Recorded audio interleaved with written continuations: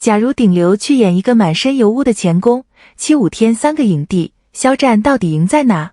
假设一下，假如今天有一个站在流量顶端，随便接个甜宠古偶就能稳赚的人，突然告诉你，他下一部戏要去演一个满身油污，说着一口粗粝方言，几乎全程沉默的底层钳工，你第一反应是什么？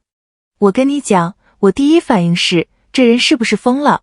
真的，你站在一个纯商业逻辑上看，这就是一步险棋，放着安全牌不打，非要去啃一块最难啃的骨头。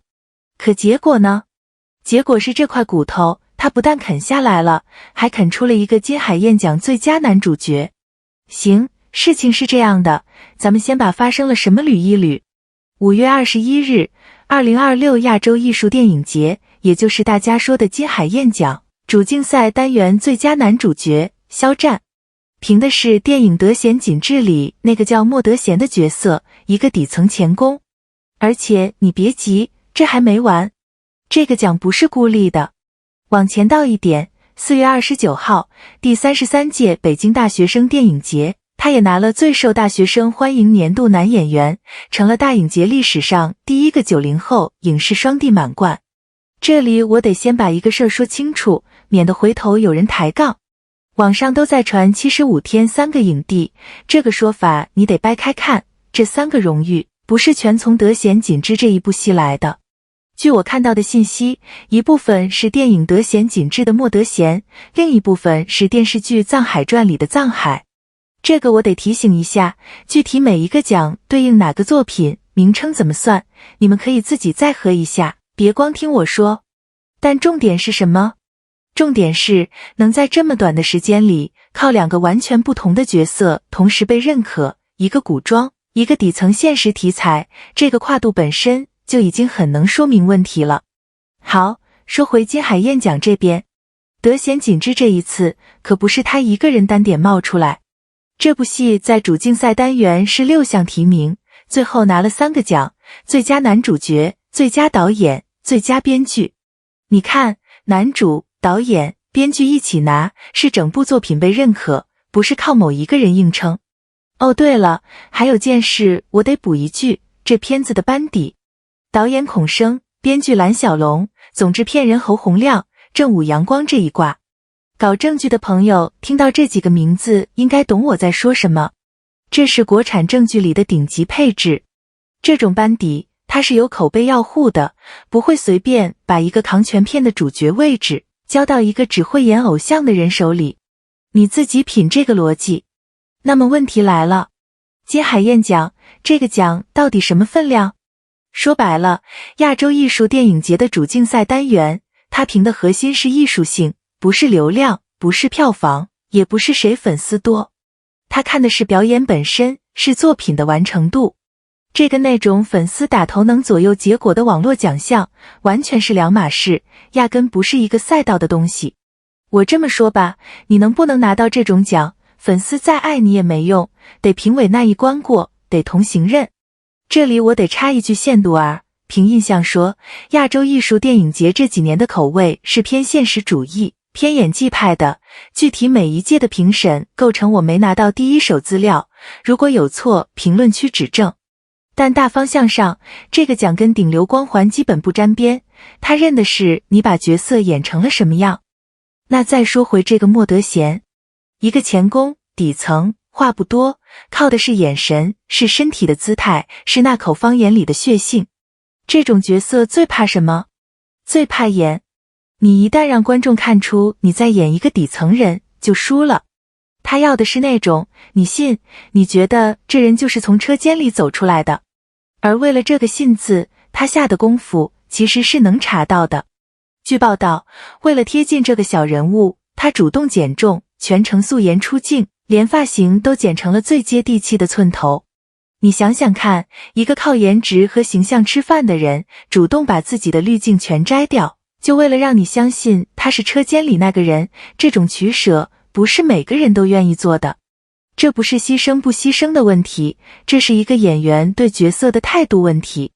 好，重点来了。我知道，说到这儿，网上是有不同声音的。咱们做分析的，不能装作听不见。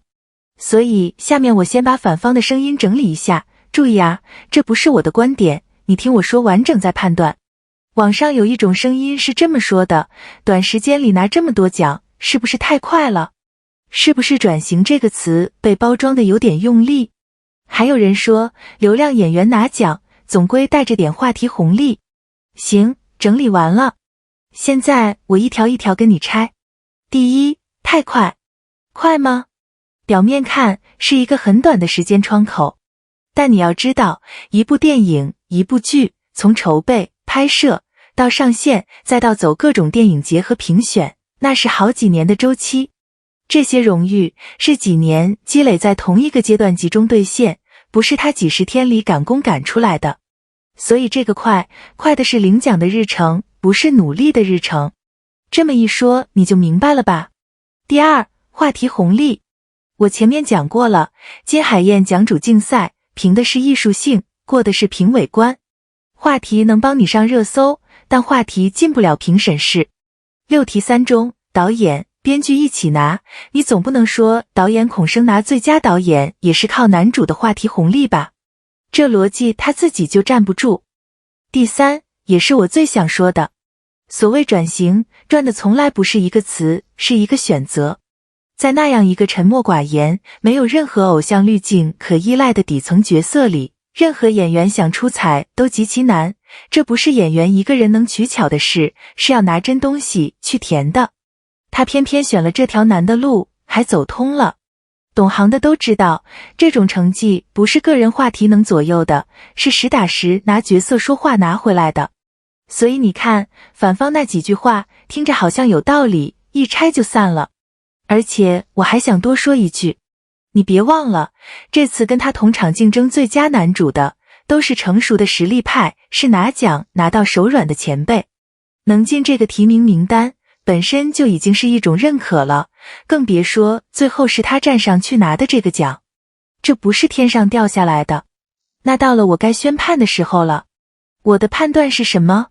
我的判断是，这事儿一点都不意外。或者说，意外的不是他拿奖，意外的是还有人觉得意外。因为如果你真的顺着他这几年的选择往回看，你会发现一条特别清晰的线，他一直在往演员这个身份上走，一步一步，不吵不闹，用一个又一个角色去回答外界。他在大影节领奖的时候说，这是他第一次参加大学生电影节，非常激动，也说未来不设限。你当时听可能觉得就是句得体的场面话，但你把它放回他这一路的选择里看，未来不设限这5个字其实挺重的。它意味着他不打算被任何一个标签框住。说句心里话，做这期之前我又把资料翻了一遍，翻到莫德贤这个角色，翻到他为这个角色减重、素颜、剪寸头这些细节的时候，我愣了一下。因为一个在流量位置上的人主动去选一个满身油污、几乎没有偶像滤镜的角色，还愿意为他把自己拆得这么彻底，这个决定本身就已经说明了他想要什么。他要的不是更安全，是更远。老粉应该懂我在说什么。你们这些年一直说用作品说话，现在作品替你们说了，而且说的掷地有声。这种坚持值得被看见。好，这期本来到这儿也就差不多了，但是我留个尾巴，因为这一波荣誉，它其实还不是这个故事的全部，这背后还有一条线，一条关于下一步棋的线。像正午阳光，像孔生蓝小龙这样的顶级班底，为什么会愿意在这么一个还带着流量标签的演员身上赌一把，压一个扛全片的主角？这里面藏着一个业内一直没人细讲的逻辑，这个我留到下期我们就专门聊聊这样的团队到底在一个演员身上看到了什么。你要是也好奇，评论区先告诉我你的猜测。今天就到这。